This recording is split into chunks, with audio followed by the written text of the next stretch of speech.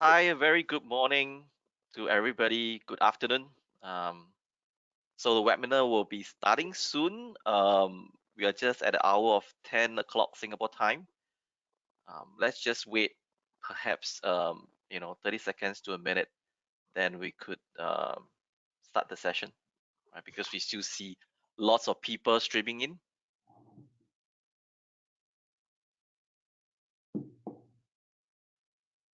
Right? I hope audio is good, video is good. I guess screen is fine as well.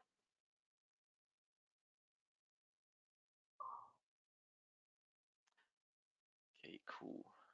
Wow, there's still a lot of people coming in. Um, let's just give a little bit more time, then we could start on the session. Just want to make sure everybody catches the session just nice.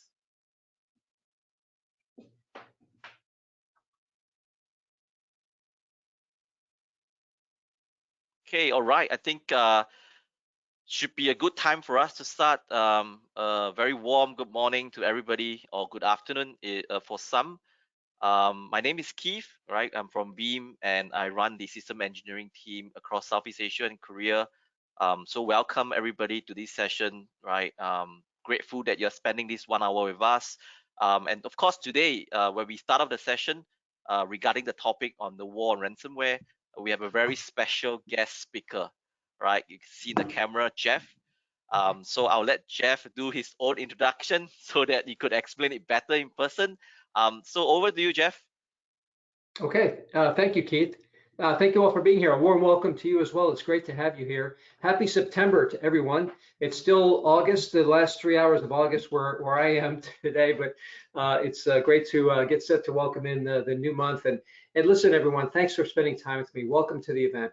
I spent 20 years with the Federal Bureau of Investigation, and the FBI hired me from a company called Xerox Corporation, where I was a computer systems analyst way back in 1988. So they recruited me to work computer crimes with the FBI. I also worked a lot of other crimes while I was employed by them, terrorism, as well as human trafficking and cybercrime, of course, and many other types of crimes.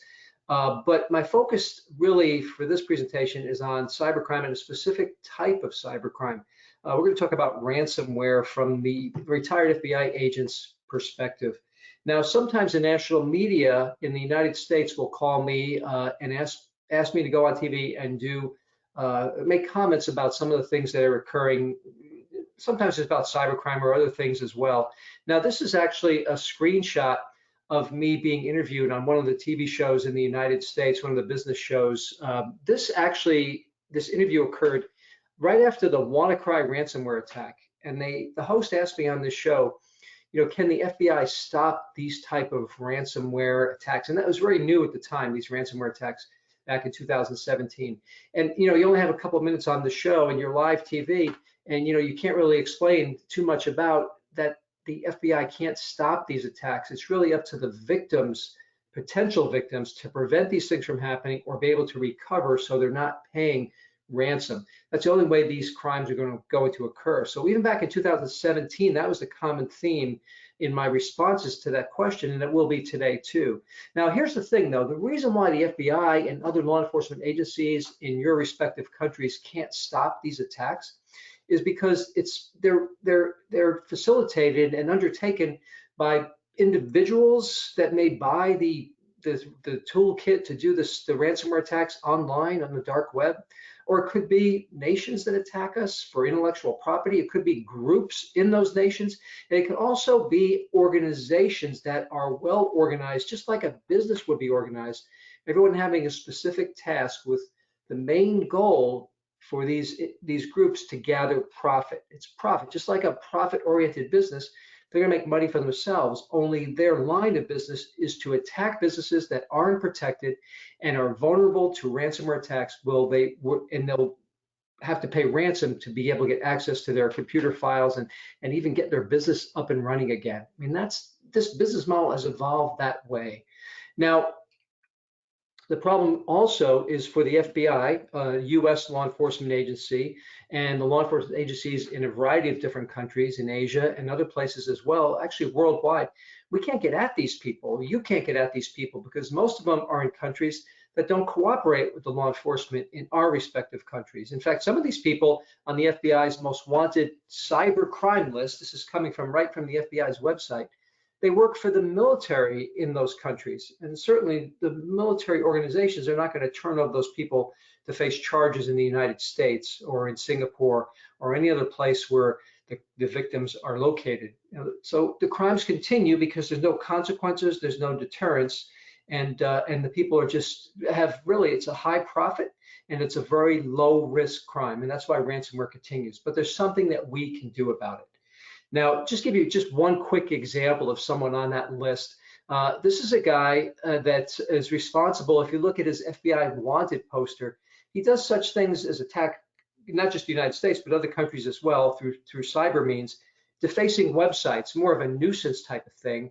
But then he's exfiltrating sensitive data, as you can see in this description, which could lead to intellectual property issues, national security issues, and accessing computer networks as well. And then at the very bottom, he's stealing credit card information from individuals as well. So he's quite skilled in his range of computer crimes and identity theft crimes.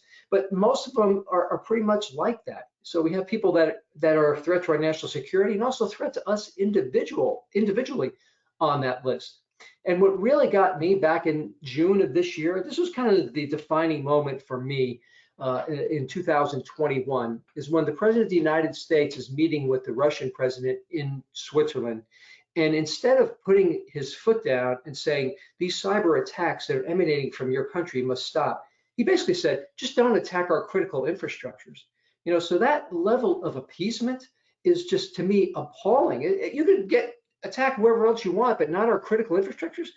I mean, come on. But this is where we stand today. This is the position that we're in this epidemic crime of ransomware. But there is something we can do about it as victims, potential victims, and hopefully won't become victims. There's a lot we can do about it to stay safe. We can prevent it from happening, but even if it does happen, we can remediate in a way that we'll be able to recover our information, get back up and running quickly without having to pay a ransom, because that's what drives this whole crime, is that they're collecting money from businesses.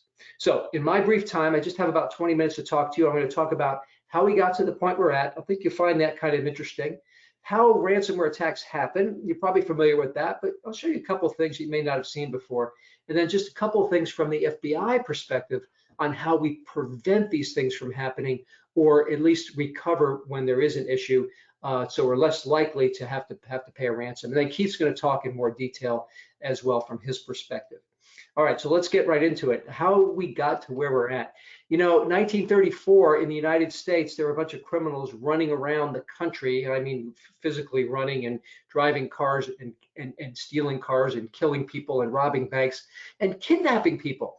And the ransom note for back in 1934 was even a fill-in-the-blank ransom note. A criminal could fill in the name of their victims, and they had their completed ransom note. Not much has changed today because cyber criminals can buy a toolkit online to commit a ransomware attack, just like they had a toolkit back in 1934. So holding things for money, whether it be people or information, is nothing new. It's gone back to the 1930s at least, and probably even before that in terms of kidnapping cases. Now, the first known ransomware attack, they didn't call it ransomware back then, but it was basically that a person doing medical research on AIDS sent an 8-inch floppy. And I'm going to date myself here, but when I first got into the computer business back in the 1980s, we were using these 8-inch floppies to load software and DOS software, or DOS systems to download information from these floppy drives. But he sent it to colleagues in the medical research field and basically explained, as you can see right on this floppy drive, what to do with it. Basically, he's saying just download this file, type in the right commands to install it. And then a message came up that they were victimized by a lockup of their computers, and he had the solution. He had software that could help them recover from that. And they only had to pay him $348. I don't know why $348, but that number of dollars to get their files back every month. So not only did he invent ransomware, he invented software as a service.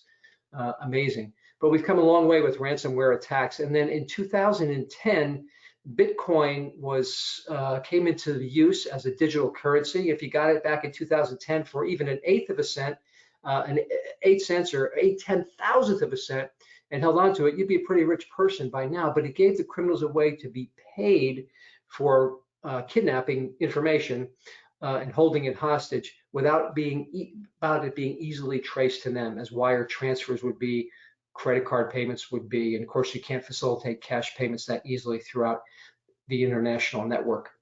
But this was the seminal event in 2016 in the United States when a hospital was victimized. They're big targets today, by the way, as you probably know. But the hospital in California announced that they paid a measly, at the time it seemed like a lot of money, $17,000 in Bitcoin equivalent of that. But they announced to the world, not silently did they paid it, announced it. We did it for a reason. It was economics. We had to get back up and running. Patient safety was at issue. But this basically announced to the criminals that this was a viable crime and you can continue to do this knowing that businesses will pay to get their information back and get back up and running. So that was kind of a seminal moment, a defining moment in the world of ransomware attacks. And even today, we still see attacks being launched against hospitals throughout the world. See more about that in just a second. But here we have in Thailand, same type of thing is occurring. So they're not limited to any one particular country. The first major hospital attack may have been in the United States, but so we're still seeing those today around Asian countries as well as and throughout the world. The FBI warned during COVID that criminals will be attacking the healthcare system. And when you think about this, you might think, well, maybe the criminals will let up a little bit during COVID to give us a break. No, they actually picked up their action during COVID, and that's what this warning was about. So criminals don't have a heart, they don't have a conscience, and you can see some from the articles and the statements that were made about hospital attacks. The one on the left is particularly interesting because basically the person said that hackers without conscience demand ransom, not just from hospitals, but from researchers' facilities that were doing research on the COVID virus. You could sum it up with the one statement to the right: it's not safe to be a patient in a hospital when their computers are down, and the criminals know that. And since they know that hospitals will be more likely to pay if they're not prepared, they'd be likely targets. But it's not just hospitals; it's a lot of other businesses as well. And you can see here just one more comment about hospitals. The Wall Street Journal had a big piece on this a couple of months back when they talked about the amount of money, if you see at the very bottom of your screen, raking in over $100 million from hospitals who are ill prepared to fight these attacks, to recover from these attacks. And of course, patient safety was important, so the money was quickly paid. So if you want to transition now to the non-targeted attacks, the kind of pray and spray attacks, the WannaCry ransomware attack 2017 started in West Africa, took advantage of a flaw in Windows that was not patched by victim companies, and it spread around the internet over the internet throughout the world in a matter of minutes. Literally thousands, if not hundreds of thousands of companies were affected by this, and other organizations as well. The Petra ransomware attack followed up after the WannaCry ransomware attack. FedEx has a subsidiary that operates in other parts of the world. TNT Express was victimized by this particular attack. And here's what the point I wanted to make by telling you this. Right out of their corporate report, they tell you it cost them $400 million. So that wasn't the ransom that was paid. Petra wasn't a huge ransom payment. It was the amount of downtime. And that's what's really crucial here. The time you're down from doing your business, you can't get up and running because of the attack. And that translates into hard dollar loss. And in this case, for a profit-oriented institution, a lot of money being lost there. So not only talking about safety in the public sector, we're talking about large amounts of dollars in the private sector being lost as well.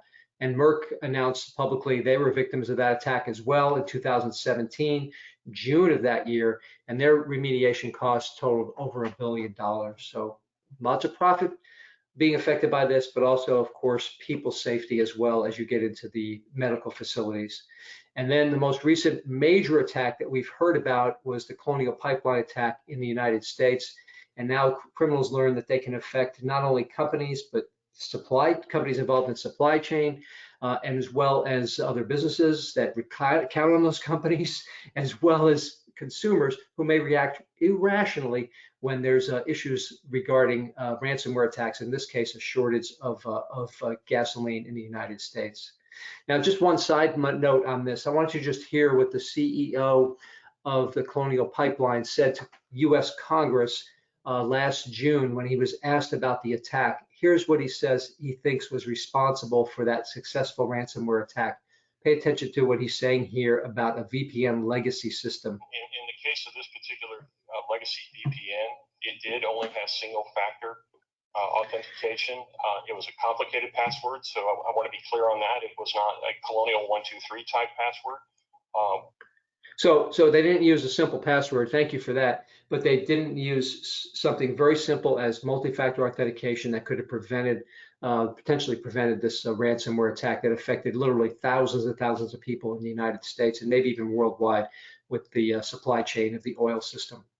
So it's not just limited, of course, to the United States. We've seen major attacks hitting in places like Thailand. You've probably heard the news about Indonesia attacks, hospitals again, Singapore, botnet attacks there involving ransomware. We got Malaysia attacks, and of course, we have Vietnam being targeted in a supply chain attack. These are all news stories out of recent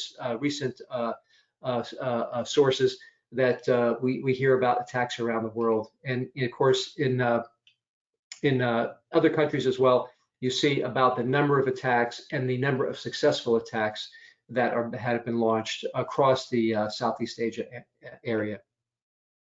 Now, this is a very interesting slide in that it shows that Indonesia has had the most attacks when you talk about the Asian countries according to Kaspersky, from January to September 2020.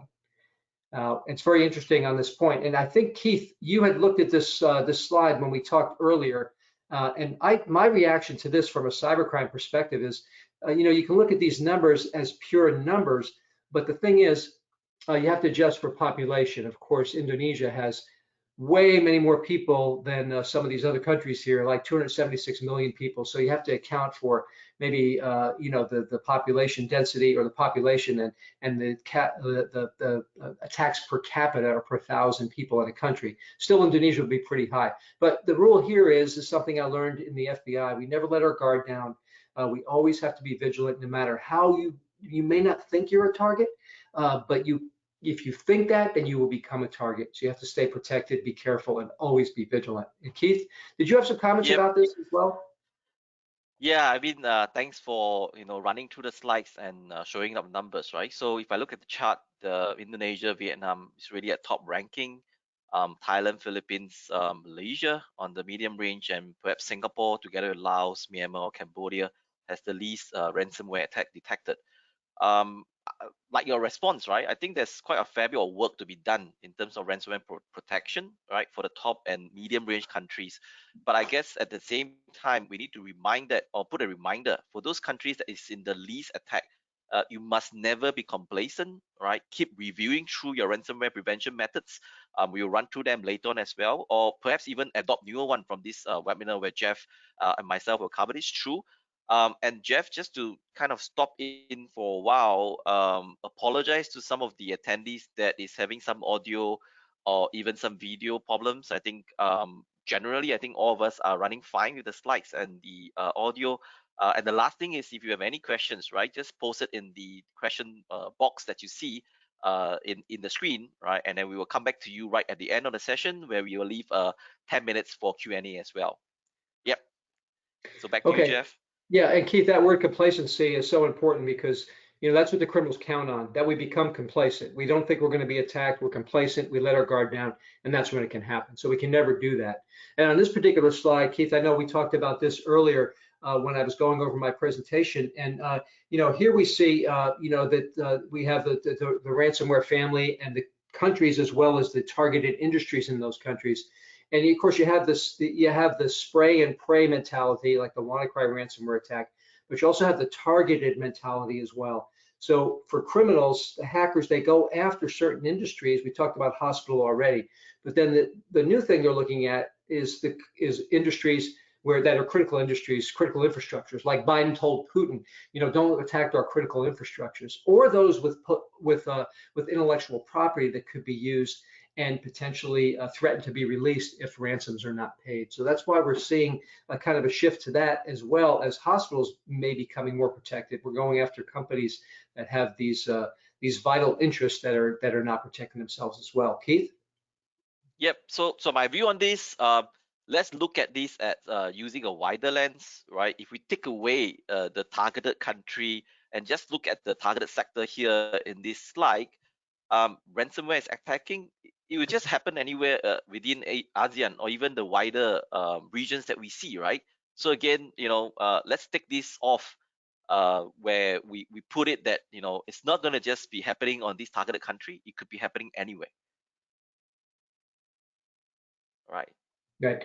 So Keith, I'm going to move on to the next slide. I do have a few more slides to share with you before I turn it back over to Keith. And the next thing I wanted to talk about is just how it happens. And I think you know how it happens, but let me put it in a different perspective for you. And I'll just start off with this slide. People often ask me before I get to that point. They often ask me, Jeff, tell me an FBI story, something that happened. And usually, I don't like to tell stories about sad things or things that have gone bad for someone and victimizations of people. But I like to tell more humorous stories. So excuse me. So here is one that happened when I was investigating a mobster case in the FBI that involved two mobsters talking on the phone. So we have these two mafia figures talking on the phone. Tony is talking to Joe, and we have the phone tapped. Now there's a point to this, so pay attention to what happens as Tony gets a call from Joe. Tony says, Joe, I'm really glad you called. And Joe says, yeah, why? And Tony goes, I got a little problem. I think the FBI is tapping my phone. And Joe goes, well, what are you going to do about it? And Tony goes, well, I got a new number. And so Joe says, okay, good, give me the number. So here we go, lacking any common sense. Tony says, I better not give it to you on the phone. I'll meet you for lunch and I'll give it to you then. And Joe says, well, I can't meet you for lunch. And Tony says, okay, I'll give it to you now on the phone, but I'll give it to you backwards. So that's what he proceeded to do. He gave him the number in reverse order, and the FBI got its best cryptologists on that one right away. But I use this example because it helps show how important is common sense in everyday life. When it comes to fraud prevention and ransomware prevention, common sense is important too, because what the criminals try to do is manipulate us. So we're clicking on things because we think we have to click on them. It's like, it reminds me of a story of a person who picked up a snake. I took a picture of the snake on a walk I was on one time in California, which has a lot of rattlesnakes. And anyway, someone picked up the snake at a park near there, and they got bit, and they were in the hospital. And what happens is it's mostly men that pick up snakes. They don't realize how fast it can happen. What's said, the most common things that are said by a man before a snake bite are these: take my picture and hold my beer. And they're holding the beer, the girlfriend is holding it, they pick up the snake and they get bit. They don't realize how fast things can happen. Similarly, ransomware attacks, encryption can happen almost instantly. This is what an IT professional saw as he showed up at his desk one day, true story, at a school district in the United States. He saw a message that all his files were encrypted, and not just all his files, all this other stuff too. And he communicated with the criminal who wanted money, and the chat went like this: how many PCs need to be decrypted? Before he even had a chance to answer, he said, I'll give you a volume discount, 50,000 for all of them. Not only did he discuss it with his boss, the victim did, the school board approved the payment, and they got ready to make that payment, but they were able to find, the IT professional found a backup. It was a little bit dated, but it was enough to get them back up and running, that was not connected to the system and not encrypted by the criminal. So they had a backup they could recover from. In this case, they didn't have to pay the money, but it happened so quickly before they even knew it. And then that's how these attacks can happen.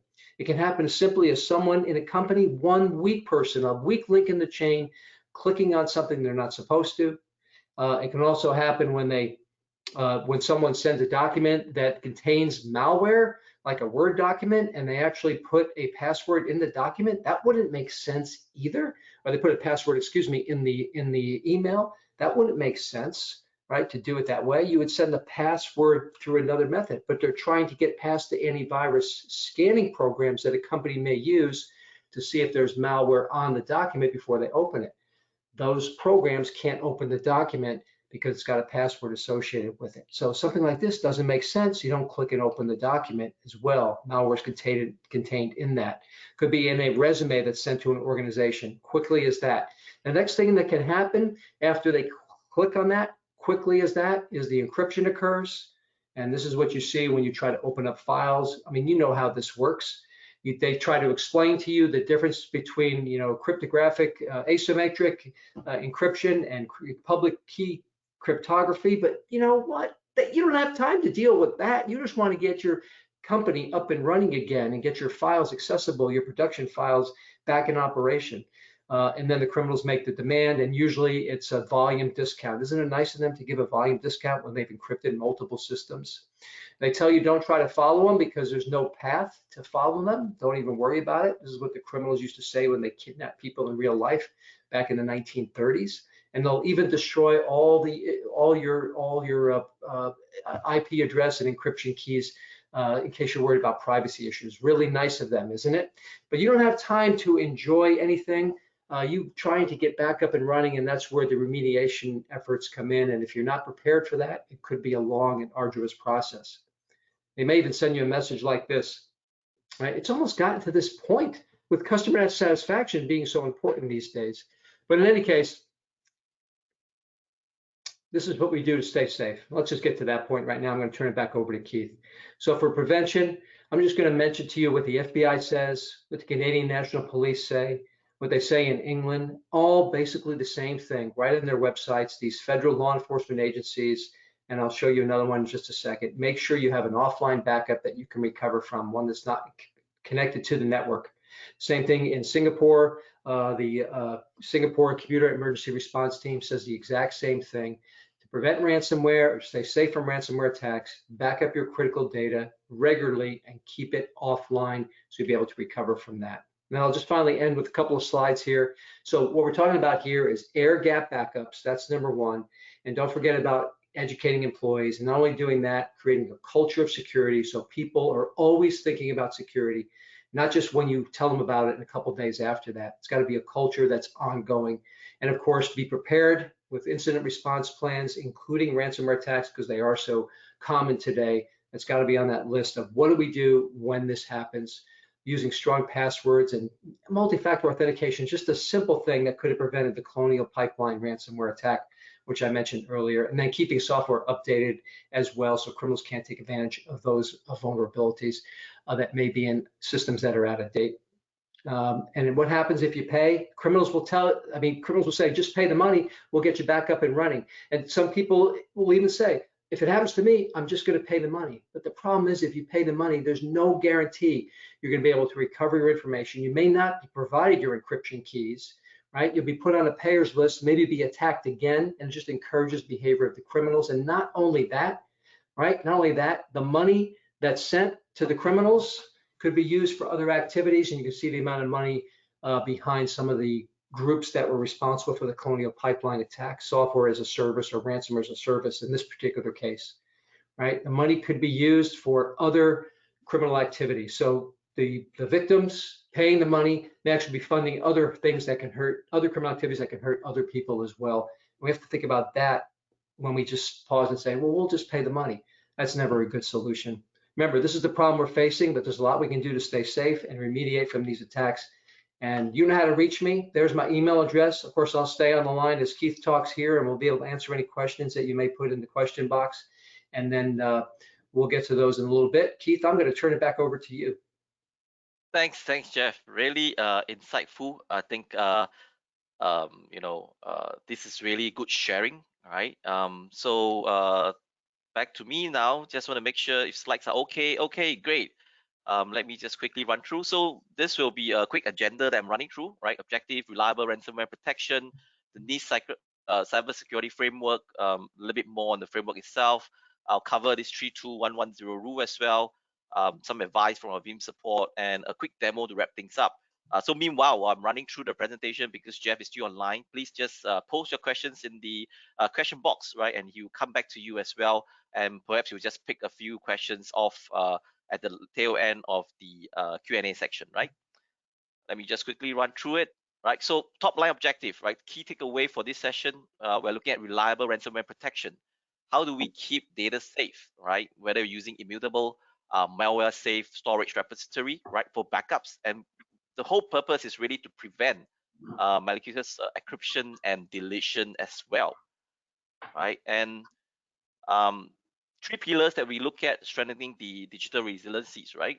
Digital trust and data security, right? Backup modernization and also improve resiliencies, cloud data management, as well as hybrid cloud acceleration, right? So if you look at the first one, we talk about backups and we added in the word ultra resilient, right?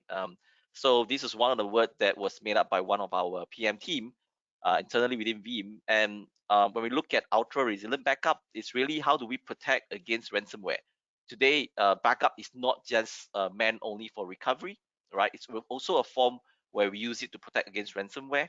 We want to make sure that whatever data that we have protected today, it's always recoverable, right? Of course, then how do we integrate with the cybersecurity strategy that's there as well? Backup modernization is really looking at how do we instantly recover in any scenario, right? Because that's the key when you're hit with situation or scenario like ransomware attack. The best key to it is to do recovery. And of course, this all aligns back to the recovery time objective and the power objective to the business SLA. And of course, all this needs to be done in a very flexible and agile manner. And lastly, cloud mobility. So I think you might be thinking why cloud mobility has a link to this webinar itself regarding ransomware. Right. So from a cloud mobility standpoint, I think one of the key things is data portability. Right. Want to make sure that your data is recoverable in any of the location today, whether it's on premise or in the cloud. And some of the customers today, it's not that they want to go to the cloud, but they are forced to go into that cloud choice, right? So at the end of the day, when we talk about data mobility, is how do we have an exit strategy? And of course, because today there's so many public cloud available there, you need to get the right cloud for the job. Okay, and the threat landscape, right? I believe Jeff has covered a lot earlier on during his presentation, right? So I'll not run through this again. And right, latest advice from Veeam support, right? So in my role within Veeam itself, I work a lot with support and we talk to them a lot as well. And if you're not aware, right, we do have a team where we call a SWOT team. So let's say if a customer of Veeam today and you are unfortunately hit with ransomware, this is where our team comes in, right? Where we look at all possible methods to help you recover your data, right? So we do have that pillar of support from Veeam.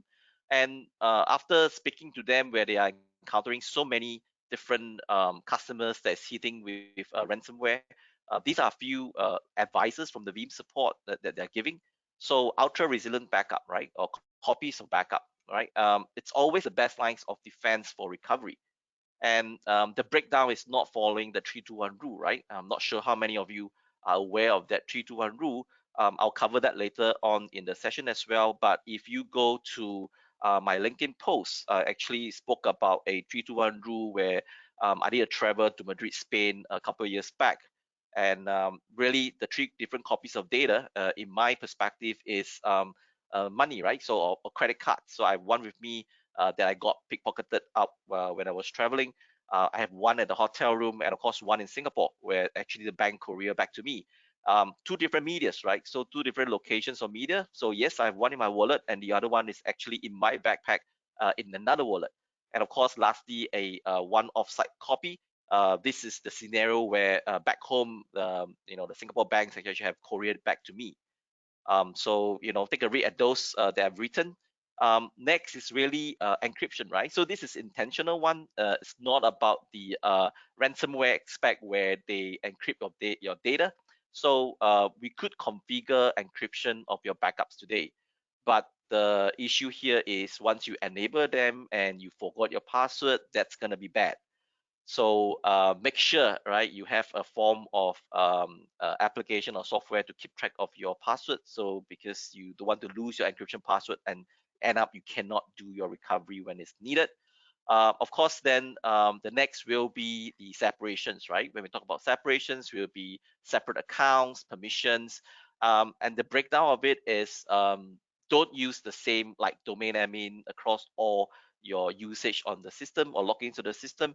So make sure that you have different accounts that's there when you're logging into your system, right? So I'll be showing you in a quick demo later on that I'm just not using a domain admin account, but I'm using my own account login as well as other account login, right, to other system as well.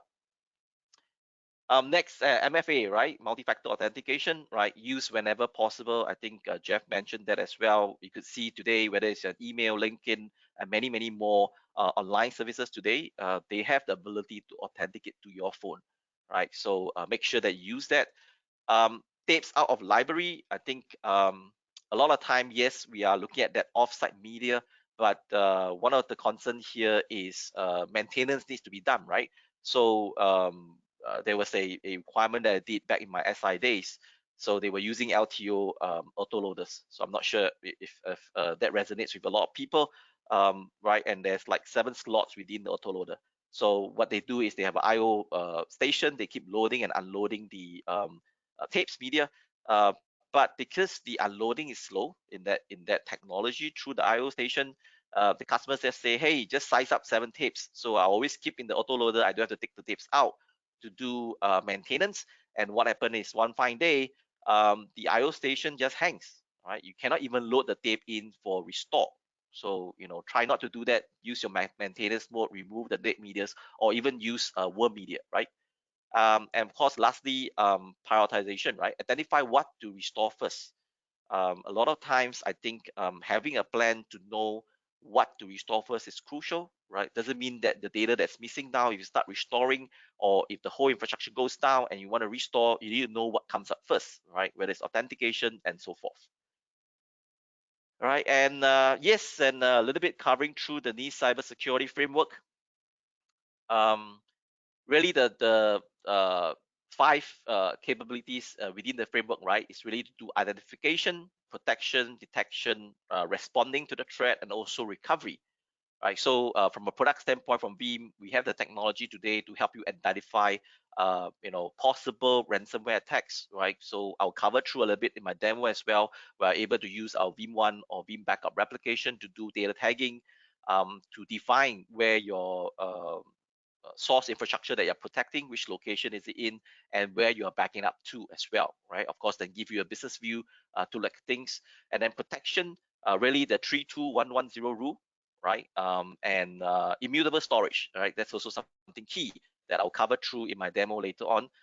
Of course, our technology within Sure Backup and Replica to make sure you could validate your backup as well as your replicated virtual machines.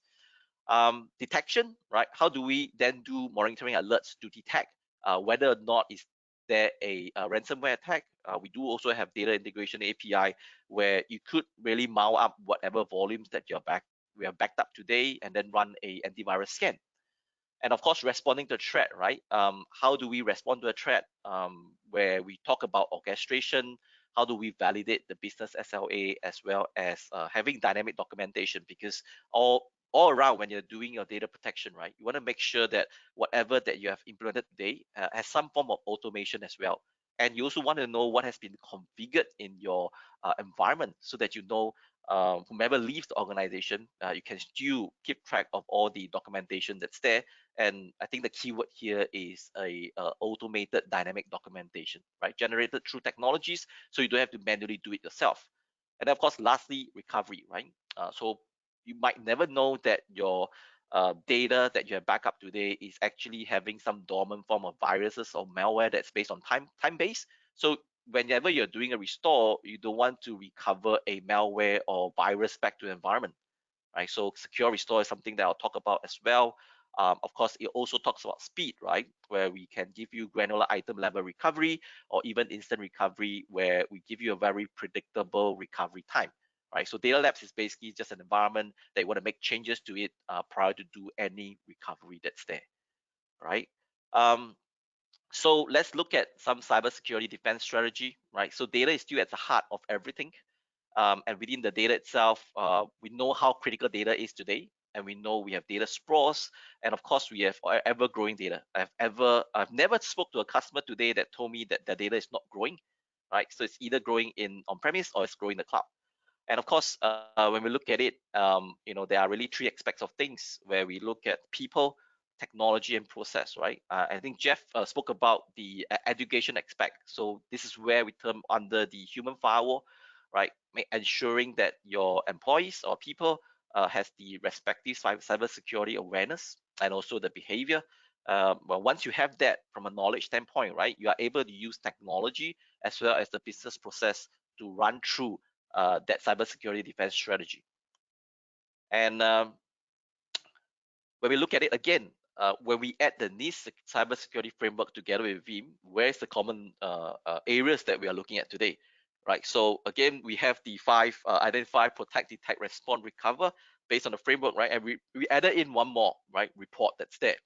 And end of the day, when we talk about data, it's about recovery point objective, right? So we could have CDP technology, we could have replication technology, snapshots, making use of storage arrays to let you recover data in the fastest possible way, or it could be a local backup, offsite backup, or even a archive backup, right? So that forms up your protection strategy in terms of attaining your recovery point objective and recovery time objective, how long you are restoring it, right? So like I spoke about earlier on, your availability strategy, right? Instant failover, instant recovery, of course, secure restore that I talk about, all maps out into the recovery time objective expect, right? So I think Veeam together with the NIST cybersecurity framework, if we look at it, there are many, many areas that our technology is able to feed in terms of putting into the framework.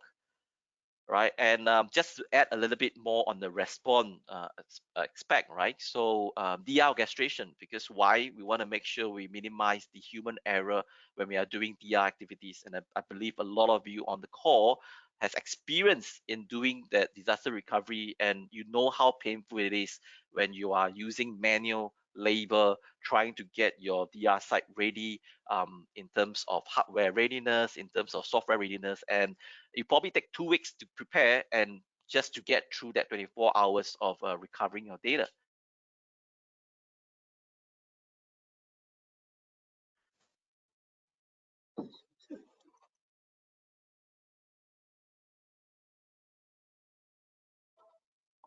Hey, I'm so sorry. I'm not sure if I got disconnected somehow.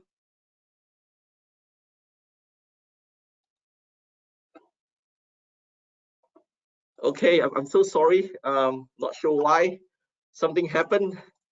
Right, let me just pull back to where I've been. Okay.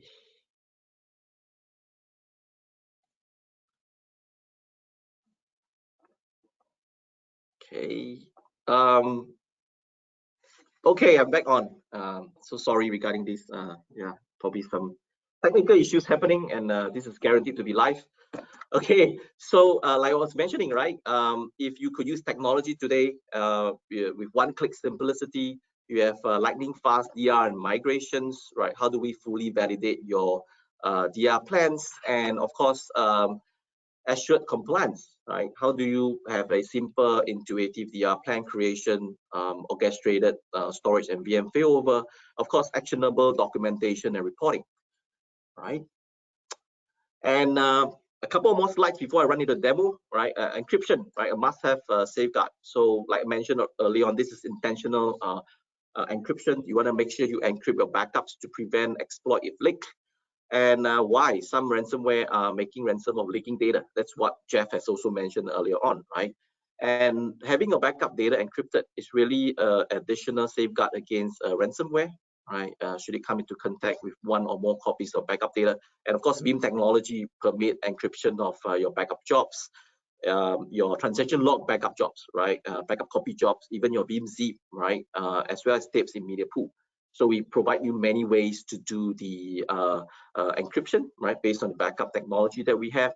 Ultra resilient backups I spoke about, you could have many, many forms of medias or mechanism that you store your ultra resilient backups, whether it's in tape media, you do a replication across different sites, you have like your storage snapshots, rotating hard disk drive, immutable backups. That's one that I'm going to cover, as well as a hardened repository, right? Because end of the day, you also want to make sure that the right people have the access to it. Location, where is it, right? Of course, the rights of it, and of course, connectivity that's there, right? So 321.110. So I think earlier on we talked about 3210, right? So 3 different copies of data to 2 different medias, 1 offsite copy, and the additional 1 and 0 that we have add on, which is the offline air gap, right, or immutable copy that's there, right? Making sure that there's no errors after automated backup testing and recovery verification, right? So yeah, time for a demo that's there. So let me just run through quickly from a demo perspective, right? So based on the same framework that I'm doing, okay, so data locality is something I'll show you in the demo, right? That's number 1. I'll run through the second one in terms of a immutable storage. Third one will be monitoring alert. Of course, the fourth one will be some form of the response in terms of SLA validation, and of course, lastly will be secure restore.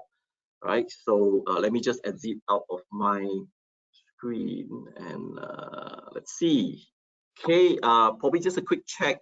It's my screen showing up the demo environment.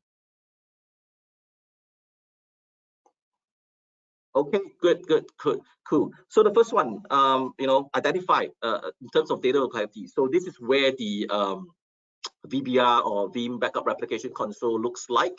Where I talk about data locality, right? You want to make sure where those infrastructure that you're protecting lives in terms of which country that's there. And of course, if you look at the first tab that I show you, this is actually our inventory tab where we have added in a VMware vCenter into the screen.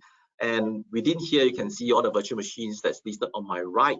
And of course, one of the key things that I wanted to show you is the location perspective, right? Let me just, perhaps zoom in a little bit so you can see. So I could actually do select where the location of my protected objects are today. So I could even say I could add in more locations that's there, right? So I have Malaysia, Singapore, and Thailand here in this demo.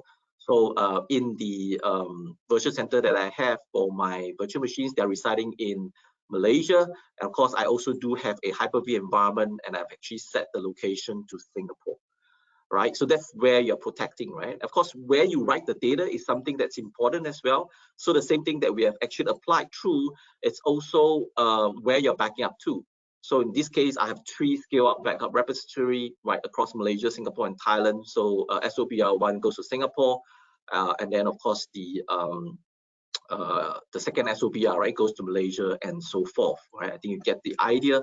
And just to show you quickly from a business view perspective of Veeam 1. So this is the Veeam 1 console, and you could show you that once you see within the console, I zoom in a little bit more, you are able to also see the tagging of the countries based on the vSphere infrastructure within Malaysia, and then the Hyper-V infrastructure within Singapore. Right, so this will be the first one in terms of data locality, right? I'll add on to those later on. Second will be the immutable storage, right? So Veeam has this cool feature today in our V11, and based on our immutable storage, right? You can see that I have a XFS repository that's there, and it's based on the Linux host. So what we do is just with the supported Linux operating system, we configure it, and then we present it through Veeam, and then we are able to make that repository a hardened one. So if you could look at the description on my right, you can see that the hardened backup repository under immutable is there. So what's so different about this, right? So number one, if you look at access permission, again, this is denied to everyone, right? So that's also one form of protection that's there. And if we just pick another repository, right, and I see the access permission, you can see that here, this is allowed to everybody, right? So that's one of the uniqueness that's there. And let's look at configuration perspective. If I go through to the Linux host itself, going through the next tab, right? And I go to here, you can see that under the credentials, if anyone has used Veeam before, this will actually be appearing with the respective credentials that's there. So in the Linux way, or the immutable storage, it's not present. And of course, a single-use credential for hardened repository. So this is also where we actually configure the first-time usage of the hardened repository. Right, so this is also the configuration flag that's there. Let me just run in, let's just clear this up. Oops. Right, so like say I log in here with a Veeam repo user, where I'm not using my domain user or any admin user that's there. I'm in this path of my repository that's presented, that's there. If I do a list, right, you could see all the files that's there. So VBK as a full, VIB as a incremental, right? So if I just do this, you could see that, let me just highlight this, right? That there is the I or the immutable flag that's there, right? So this is something that what has been configured that's there. That's number one. And let's say now if I do the same command and I do it in a more readable format, right? So you could see again on my right, right? Let me just do this, and you could see the immutable flag that's there as well. So let's try and do some deletion. So let's say I'll do a remove, and let me pick something which is the latest based on yesterday, 31st. So you could see that the 31st one, right, has the immutable flag as well. Let's do a tab, and you see the operation is not permitted. So it means even though I have access to repository, because immutable is being enabled there, no one else, even the Veeam administrator, can delete away the backup files. Right, so that's the second demo that's there. The third one, right, in terms of monitoring and alert, let's look at the data protection view, right? Because under the data protection view, you could see all your status of your backup, right? And the thing that I want to draw you in is actually under our alarms, right? Let me zoom this in because it's rather small. So you can see that there's an error being prompted, and we put in a suspicious incremental backup size, right? If you look at the alarm details, of course, they give you a lot more. Let me just scroll down into it. And you can see the cause again, right? Possible ransomware attack activity, all right? Because what we have done is the recently created incremental restore point is different in comparison with the previous one. And this is where one of the detection mechanism that we have, right, within the software. All right, so this is the third demo. Let me go to the next demo, which is the SLA validation, right? Let me just quickly log in. So this is where our VDRO, so Veeam Disaster Recovery Orchestrator, is there. Let me just do a quick login. Okay.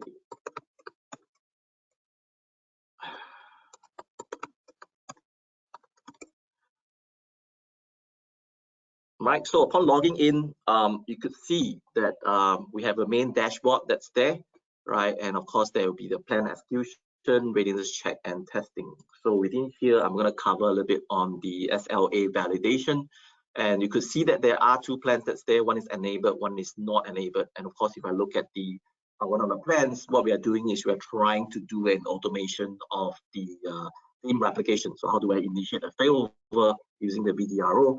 And within that, you could see when I do a failover plan, these are the respective checks or steps that I will do as well. Of course, while doing it, in the interest of time, right, I've done some where I've created a readiness check and then some execution in terms of failing over and fail back of the virtual machines, and I have some reports that's there. So of course, if you click on any of those tabs that you want, you could actually download the report. So I've done a pre-loading of the reports that's there. Let me just go straight right to the top. You can see the readiness check report and see the recovery objectives. So you can define what's your target RTO and RPO as well. Right. Of course, within the test itself, we will actually run a readiness check. So this is a readiness check report, like I mentioned earlier on. It's all about, when you are doing the testing or infrastructure readiness or infrastructure, this tool or technology helps you to check through all your environmental readiness that's there. So end of the day, if your license check is done, your infrastructure readiness is there, your network is done, we are ready to do the test. And of course, you can schedule the test, right? So that's where we do the actual execution report. You can even do this as well. So when you have done this in a scheduled way, what you can do is you minimize the actual time when we're doing the actual failover, because all these can be tested. So in this case, the same RTO, RPO is being set, right? These are all the plans that's there. And you can see that there's a warning that's there, right? So just just imagine when you are doing the actual DR test and you realize that, hey, during the actual test and I got a warning, and because of audit you can't pass it, then that's going to be an issue. So it's better to get it earlier through one of the automated tests that you have done prior to the actual disaster recovery activity, right? So you could also run into the respective tabs and see what's the warning about. All right, and if I look at it and wow, this is where the potential data sovereignty violation comes out. So original and target computer locations do not match. And because the origin location have no location tag and the target location is in Malaysia. All right, so this is the part on the response perspective of things. And lastly, just to show you a very quick recovery from a secure restore standpoint, right? So in this case, let me just choose a domain controller, and let me just say, so I want to do a instant VM recovery. I restore it to the new location, give it a new name, and then do this again, the data sovereignty prompt. This is where I want to bring your attention to, right? The ability to scan the restored machine for malware prior to performing the recovery. So this is something that you could integrate with your existing antivirus software today, and we are able to scan the restored machine to detect whether if there's malware or not, and we give you actions, right? So whether if the malware is found, do you proceed recovery, but you disable network adapters because you don't want it to infect the environment. And of course, you can choose to abort the entire VM as well in terms of recovery standpoint. Right, so cool. So this is the demo set that I have. Let me just quickly resume back my slides. All right. So these are the demos that run through. So very quick review in terms of the ransomware capabilities between Veeam 1 and Veeam Backup and Recovery, right? So Veeam 1 really on the ransomware detection. The Veeam Backup Replication technology is really talk about immutable backups, the data lab, secure restore, and of course, sure backup, right? Yeah, offline immutable. Again, this is what Jeff has spoke about as well. Tape media completely offline when not being returned to tape, and replicated VMs, right? Power off in most situations can be a different authentication framework. Of course, using primary storage snapshots can be used as a very fast recovery technique, and usually have a different authentication framework. And I won't run through all, but the last two, right, immutable backup. So today, we're not only offering it within our own Linux immutable storage, we also work with like AWS and some S3 compatible storage to do the immutability. And right, so some more resources for success. Ransomware assessment kit, go to the following link to look at it. Some education site as well, and of course, some new and updated site from a content library perspective to executives and technical person over at this link. And right before I end the session, I believe I am just in time, right? While I look through the questions, and just to keep all of you busy at this point, please scan this QR code to participate in our ransomware questionnaire. You will stand the chance to win one of the 50 limited edition Veeam Polo t-shirts. Right, so selection is via number generated, some details around that, and our agency Newcoms will reach out to all the winners, right, by email and mobile to obtain your sizing of the t-shirt and shipping details. Of course, t-shirts are printed on demand, hence production and shipping will take around 2 weeks. So to panic if you don't get it then when you're selected. And of course, the logos may appear on both the chest or sleeve. Just want to make sure that I could do something here. Hopefully, yep. Oh, Jeff, just do that. So, you know, very cool t-shirt. I hope you can see it. Let me just, yeah. So this is the kind of back view within it, right? Of course, you can see it clearer like that, right? So this is the t-shirt that's there. And yes, let me just look at the question, and perhaps is there any question, Jeff, you want to take first? I'm so sorry. Yeah. Sure. Yeah, there was one that said the industry regarding the industries that were being attacked, and is it going beyond financial services industry? And I think it's going after, they're going after critical infrastructure, those with intellectual property that's critical to their business and others, and even the suppliers of companies that have critical infrastructure to for and intellectual property as well. I think it's spreading across all industries, and not only that, there are people that are committing the attacks are specializing in those industries as well. I'm hearing from some of my folks at the FBI. So so no end in sight for the number of attacks or the number of industries you're going after. Right. Let me see where are some questions that I could take. While you're looking through there, Keith, there was one more I'll just grab too. Someone said, how do we keep safe individually at home? And the strategy is really the same. You know, the 3-2-1-0 rule. So you have 3 copies of your files in 2 different places, at least one offsite, and to be fully protected. So do that. Just have that system at home too. And if you have that, then you'll be protected in case you're victimized at home, because you can get hit on your home system as well, and it can be devastating to lose important information at home, and you may not get your key back even if you paid the ransom or able to find the people who committed the attack.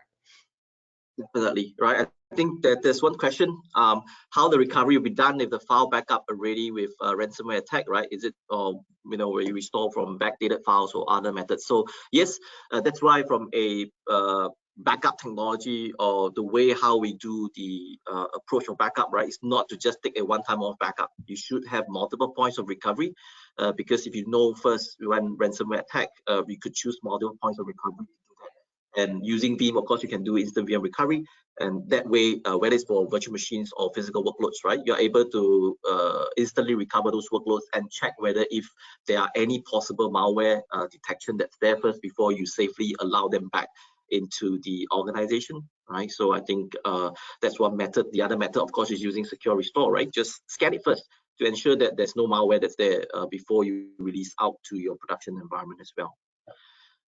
All right. Let's see. Is there any more questions that we should be taking? All right. As I'm looking through, right, because I have multiple screens to look at, please scan the QR codes, go through the questionnaire, and then stand a chance to win that T-shirt, right? Or the polar tee.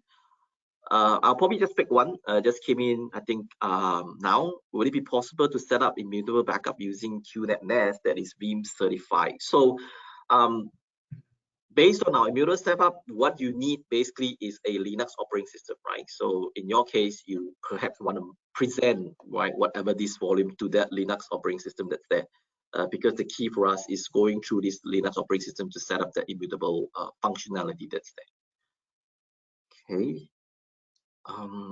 Let me just browse through. This is the latest question that I see. Somebody's asking the link. Audio issues here. Right, I think we do not have any more questions that I see. I think we are right at the hour, probably exceeding a couple of minutes or so. But I really want to say thank you to Jeff. Right, I know it's at night. It's good evening there or night there, or where you live. Really appreciate the time that you have taken out to have this joint webinar together. Really insightful information that you have shared, and I believe the audience have learned a lot in this session as well. Looking forward to see if we're going to have another session with you, but really thank you for the time, Jeff. Thank you. You're very welcome. Thanks, everyone. Yeah, thanks everybody for the time as well. With this, I probably would end off the webinar at this point. I hope to see you again. And of course, lastly, just reach out to anybody in Veeam that you know, or you could just go to our website, right? And then we could do a follow-up action with you. Thank you so much. Goodbye. Bye-bye, everyone. Yep. Bye, Jeff.